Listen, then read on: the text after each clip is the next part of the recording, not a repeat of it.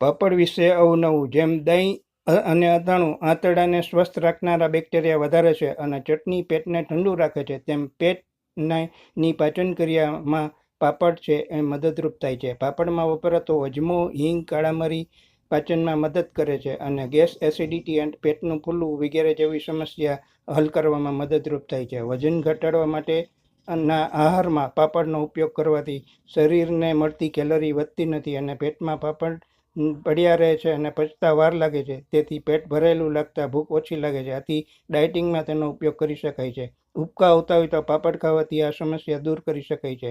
ભારે, મસાલેદાર કે તળેલો ખોરાક ખાધા પછી પાપડ ખાવાથી પાચન ક્રિયામાં મદદ મળે છે.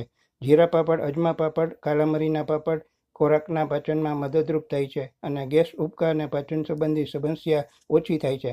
પાપડમાં લોટ તરીકે અડદની દાળ, મસૂરની દાળ, ચણાની દાળ અને મગની દાળનો ખાસ કરીને